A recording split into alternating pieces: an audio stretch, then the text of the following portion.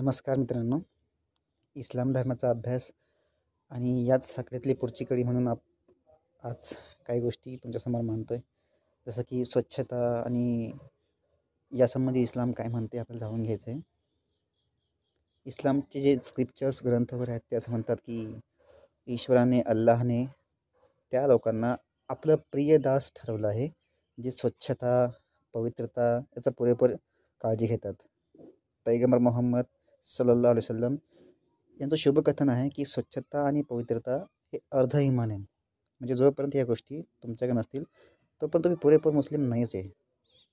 जवळपास तुमच्या धर्माचा अर्धा भाग स्वच्छता आणि पवित्रता या गोष्टींनी व्यापलेला आहे. आता अर्ध इमान म्हणजे माणसाने आपला आत्मा शुद्ध राखावा आणि अर्ध इमान हे आहे की माणसाने आपले शरीरही शुद्ध राखावे. आत्मेची शुद्धता ही त्याला कुफ्र म्हणजे की आपण एक प्रकारे द्रोह म्हणू शकतो आणि शिर्क जो की इस्लाममध्ये सगळ्यात मोठा गुन्हा समजला जातो. तसेच दुराचार आणि अपराध इत्यादींच्या घाणीपासून शुद्ध करून सदाचारपूर्ण श्रद्धा आणि पावित्र्यपूर्ण आचरणानं सुशोभित करते. शरीराची शुद्धता म्हणजे त्यास बाह्य स्वरूपाच्या घाणीपासून शुद्ध करून पावित्र्य आणि नीटनेटकेपणाच्या नीती नियमांनी सुशोभित करणं हे आहे. आता पुढे काही शिष्टाचार सांगितले आहेत. हे जे मी तुमच्यासमोर मांडतो हे जे अत्यंत छान पुस्तक माझ्याजवळ आहे, जीवन दर्शन नावाचं, जे की त्याचे लेखक आहेत मोहम्मद युसुफ इस्लाही यांनी लिहिलं आहे ते. आता त्यात काय शिष्टाचार जे आहेत जे की आपल्याला माहिती असली पाहिजे ते मांडतोय. पहिले म्हणजे झोपून उठल्यावरती हात धुतल्याविना पाण्याच्या भांड्यात हात टाकू नये. कोण जाणे झोपलेल्या स्थितीत स्वतःचा हात कोणत्या ठिकाणी पडलेला असेल. दुसरी पुढची गोष्ट, स्नानगृहाच्या जमिनीवरती लघवी करण्यापासून अलिप्त राहा, विशेषतः अशा वेळी जेव्हा स्नानगृहाची जमीन कच्ची असेल. शौच इत्यादी विधी पार पाडताना काबागृहाच्या दिशेने, जे की आपल्याला माहिती असेल की इस्लाम समाजाचं मुस्लिम समाजाचं एक पवित्र गृह आहे आणि मुस्लिम समाज त्या दिशेने तोंड करून नमाज अदा करतो. तर त्या दिशेकडे तोंड करून बसू नये आणि त्या दिशेकडे पाठ करून बसावे. म्हणजे पाठही नाही करायचे आणि तोंडसुद्धा नाही त्या दिशेने करायचं नाही असं म्हटलेलं आहे. लघवी केल्यानंतर विटेचा तुकडा किंवा पाण्याने स्वच्छता प्राप्त करावी. लीद, हाडे, कोळसा इत्यादी वस्तूंनी स्वच्छता प्राप्त करू नये. म्हणजे त्या भागाची सफाई या गोष्टीने करू नये. फार तर फार पाणी किंवा मग ईट वगैरे याच गोष्टींचा वापर करावा. हा विधी पार पडल्यावरती साबण किंवा मातीने हात चांगले धुवून स्वच्छ करावेत. शौच किंवा लघवी लागलेली असताना जेवणासाठी बसू नये. आधी हा विधी आटोपून घ्यावा आणि नंतरच जेवण करावे. भोजन करताना उजव्या हाताचा वापर करावा. वजू म्हणजे नमाज अदा करण्यापूर्वी ज्या विशिष्ट पद्धतीने आपण चेहरा, हात, पाय स्वच्छ करतो त्याला वजू असे म्हणतात. हा वजू करतानाही उजवा हात प्रयोगात आणावा. लघवीनंतर अवयव स्वच्छ करताना आणि नाक वगैरे साफ करताना डावा हात प्रयोगात आणावा. नरम शोषून घेणाऱ्या जागेवरती लघवी करावी. यासाठी की कडक आणि टणक जागा असेल तिथनं शिंतोडे अंगावरती उडू शकतात. नेहमी बसून लघवी करावी. परंतु जमीन जर बसण्यायोग्य नसेल किंवा एखादी विवशता असेल की बसल्यामुळे कोणाला त्रास होत असेल तर उभे राहून लघवी करू शकता. पण सर्वसामान्य स्थितीत ही मोठी घाणेरडी सवय आहे, जिच्यापासून सक्तीने दूर राहिलेच पाहिजे आणि शक्य त्या स्थितीत आपण नेहमी बसूनच लघवी केली पाहिजे. असे हे वेगवेगळे नियम वगैरे आहेत. पुढे आणखीन बघूया आपल्याला कुठल्या गोष्टीवरती प्रकाश टाकता येईल.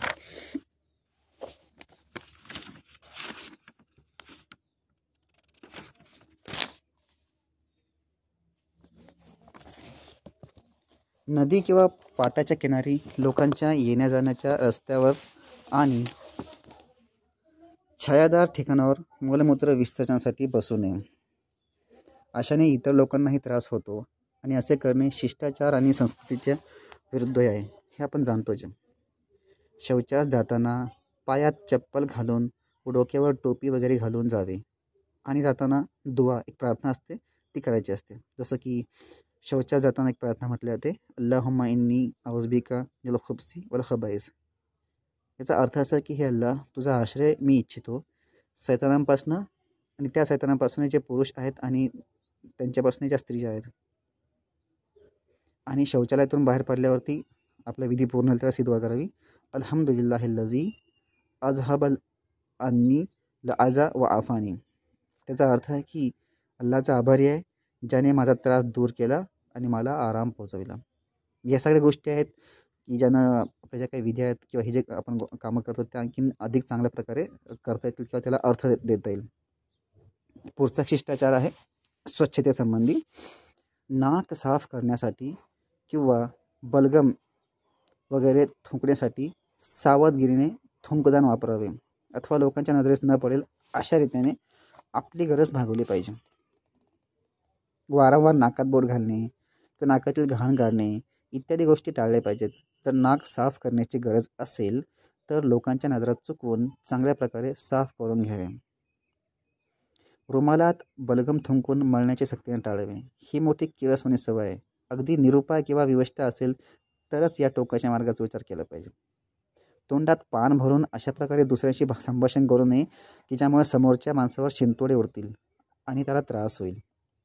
त्याचप्रमाणे तंबाखू आणि पान जास्त प्रमाणात खात असाल तर तोंड स्वच्छ राखण्याचीही खूप काळजी घ्यावी आणि या गोष्टीची काळजी घ्यावी की वार्तालाप करताना आपले तोंड समोरच्या इसमाच्या जवळ नेऊ नये. वजू, जसं की मी मागे बोललो होतो की नमाज पढण्यापूर्वी चेहरा, तोंड, हात, पाय वगैरे धुण्याचा विधी खूप इतमामासह करावा, अतिशय शांत पद्धतीने. सतत वजूच्या अवस्थेत राहणे शक्य नसेल तर बहुतेक वेळा वजूच्या अवस्थेत राहण्याचा प्रयत्न करावा. जिथे पाणी उपलब्ध नसेल तिथे तयम्मम म्हणजे की स्वच्छ मातीच्या साहाय्याने पण आपण अंग स्वच्छ, हातपाय वगैरे स्वच्छ करू शकतो. मातीच्या साहाय्याने वजू करण्याच्या पद्धतीला तयम्मम असे म्हणतात. बिस्मिल्लाहिर्रहमानिर्रहीम असे म्हणून वजूचा आरंभ करावा आणि वजू करताना ही दुआ करावी, अशहदु अल्ला इलाहा इल्लल्लाहु वहदहु ला शरीका लहू व अशहदु अन्ना मुहम्मदन अब्दुहु व रसूलुहु अल्लाहुम्मा जअलनी मिनत तव्वाबी व जअलनी मिनल मुताहिरीन. याचा अर्थ असा आहे की मी साक्ष देतोय की अल्लाखेरीज कोणी उपास्य, त्याची उपासना केली जावी असा नाही आहे. तो एकमेव आहे आणि त्याचा कोणीही सहभागी पार्टनर नाही. मी साक्ष देतो की मुहम्मद सल्लल्लाहु अलैहि वसल्लम अल्लाहचे दास आणि त्याचे पैगंबर आहेत. हे अल्लाह, मला त्या लोकांमध्ये सामील कर जे अत्याधिक क्षमायाचना करणारे आणि अतिशय शुद्ध राहणारे आहेत. ही तिरमिजी नावाचा एक मोठा ग्रंथ आहे ज्यात पैगंबरांच्या हदीस म्हणजे की त्यांच्या शिकवणीचा संग्रह आहे. त्याच्यामध्ये हे रेफरन्स आपल्याला सापडतात. आता हा वजू करून झाला की परत एक प्रार्थना, सुब्हानका अल्लाहुम्मा बिहम्दिका अशहदु अल्ला इलाहा इल्ला अंता अस्तगफिरुका व अतूबु इलैका. परत याचा अर्थ आहे, हे अल्लाह तो पवित्र आणि श्रेष्ठतम आहेत. आपल्या प्रशंसेसह मी साक्ष देतो की कोणीही उपास्य नाही मात्र तुझ्याशिवाय. मी तुझ्याकडे क्षमायाचना करतो आणि तुझ्याकडे रुजू करतो.